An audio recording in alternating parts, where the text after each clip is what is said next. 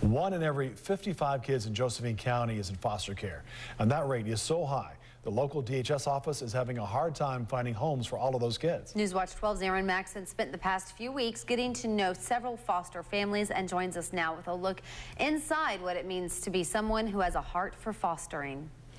Being a parent is not easy. You wear 100 different hats.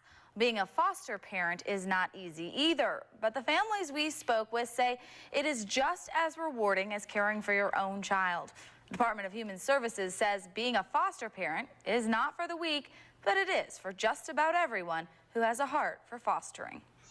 These are train tracks, and these are trains, and these are trains, and this is a noisy thing. It's always chaotic.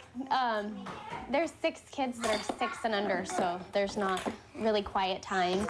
I have a 6-year-old, a 4-year-old, and a 2-year-old in foster care, and I have a 4, a 3, and a 1 that are my own. When she goes by herself with that many kids, people will actually say things. Whenever I'm there, you definitely get people who just stand there from 30 feet away and just stare at you like you're an alien or something. Despite the sometimes suspicious looks and the all-the-time chaos, the Rothrocks love opening their home to foster children. We're up around 30. So, and some have stayed for one night, others we've had for, 6 to 9 months. Fostering constantly changes the family dynamics at the Lumens house, too. We've had 21 kids go through our home. They have 5 kids in care right now. 1 is in the process of adoption.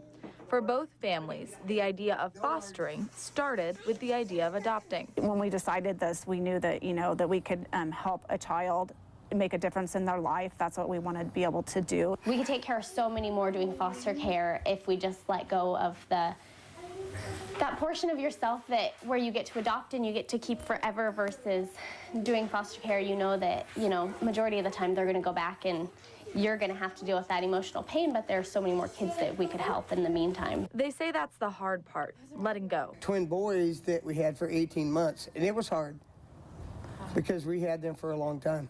And it was tough. The goal with foster care is always reuniting the child with their biological family. To provide the child that safe place, that safe and secure place to be. All the while we're trying to work on getting the child back to their parents. We're trying to get them with grandma, grandpa, aunt, uncle, cousin, close family friend. We want to get the child to a place where they're comfortable, somebody that they know. While the Department of Human Services says a reunion is almost always in the best interest of the child, it is a huge hang-up for many potential foster parents. It is a selfless thing. You have to keep in mind it's for the kids. It's not, at some point you'll probably have to detach, and I'm not going to downplay that. It's hard. We've gotten through every let go, and they haven't been easy, and it hasn't always been pretty, and we've always got through, and there's always another kid that needs help. It's not easy to be a foster parent. In fact, sometimes it's hard, really hard. Some of them haven't had appropriate parenting. They haven't had boundaries set in place. So it's going to be an adjustment. Even when you get kids who are just really out of control and pushing back and pushing the boundaries all the time, constantly, you always have to just step back and realize what they're coming from, and that they've had it harder than I've ever had it in my life, and harder than I can imagine. They've been through more atrocities, most likely, than I've ever been through, and they're 4 years old. There are behavioral problems, emotional issues. They're scared, they're confused, there's just so many challenges for them to overcome. 3/4 of the removals in Josephine County are because of neglect. So we have 9, 10-year-olds who think that they need to be mommy or daddy to the 5 and 4-year-olds, and it's hard for them to step out of that role and relinquish that control to the foster parents. But you put them in a nice, safe, healthy environment for a while, and children are incredibly resilient. You see them flourish, and you watch them grow, and you grow to love them. Just like each child is different, so is every foster parent. Oh, thank you. Many families have a parent at home full-time, but that is not a requirement. It's totally understandable that people have to work to make ends meet. So we're going to have both parents working.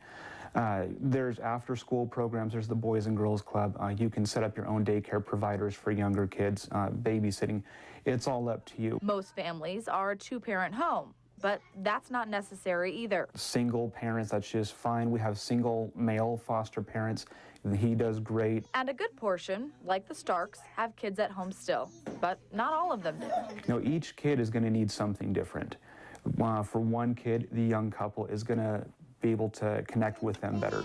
A different kid's going to need the retired couple. I mean, there's a perfect match out there for every kid. We just need to be able to find who it is. Through all the chaos, all the responsibility, every foster parent we spoke to shares the same feeling. People are surprised, and they'll say something along the lines of, well, how can you guys do that? And my response to that is, if you love children and you have space in your home, how can you not do that? To that question, how can you not do that? Some people connecting with us on Facebook have said that the process to become a foster parent is just simply too rigid, too invasive, and too demanding. In the final part of A Heart for Fostering, you'll hear about that process, which is extensive. You're also going to hear from the parents again on what it was like for them to go through that certification. Join us tomorrow night on Newswatch 12 at 6 for part 3 of A Heart for Fostering.